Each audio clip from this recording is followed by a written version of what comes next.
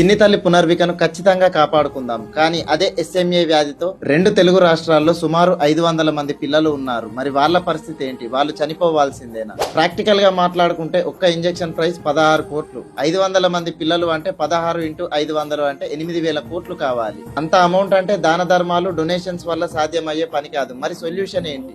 2 తెలుగు రాష్ట్రాల్లో కొన్ని అనవసరమైన ఉచిత పథకాలు కొన్ని రోజులు ఆపేయాలి. అవును, మీరు విన్నది నిజమే. మహిళలకు ఫ్రీ బస్ ఇవ్వడం వల్ల 2 తెలుగు రాష్ట్రాల్లో కలిపి సుమారు 6,000 కోట్లు ఖర్చు అవుతుంది. 2 తెలుగు రాష్ట్రాల్లో ఈ ఫ్రీ బస్ అన్నది ఆపేసి ఈ 500 మంది పిల్లలకి ఇంజెక్షన్లు ఇప్పించవచ్చు కదా. సరే, ఎస్ఎంఏ డిసీజ్ ఉన్న పిల్లలని కాపాడేశాం. మరి కొత్తగా పుట్టే పిల్లల పరిస్థితి ఏంటి? వాళ్ళకి కూడా ఈ వ్యాధి వస్తే ఇలా కోట్లకి కోట్లు ఎన్ని రోజులని ఖర్చు చేసుకుంటూ పోదాం. దీనికి కూడా సొల్యూషన్ ఉంది. బయటి దేశం నుండి కాకుండా మన దేశంలో ఈ ఇంజెక్షన్ తయారయ్యే వరకు మనకున్న ఏకైక దారి భార్యాభర్తలు ప్రెగ్నెన్సీ ప్లానింగ్ చేసుకునే ముందు క్యారియర్ స్కానింగ్ లేదా ప్రినిటరీ టెస్ట్ చేసుకోండి.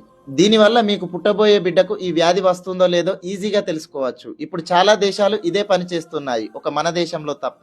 2 తెలుగు రాష్ట్రాల్లోనే కాకుండా దేశంలో వేల మంది పిల్లలు ఈ వ్యాధి వల్ల చనిపోతున్నారు. ప్రతి రాష్ట్రం ఒక సంవత్సరం పాటు కొన్ని అనవసరమైన ఉచిత పథకాలను గనక ఆపేస్తే ప్రతి చిన్నారి ముఖంలో చిరునవ్వుని చూడొచ్చు. సో ఈ టాపిక్ పై అందరికీ అవగాహన కలిగే విధంగా ఈ వీడియోను తప్పకుండా అందరికీ షేర్ చేయండి.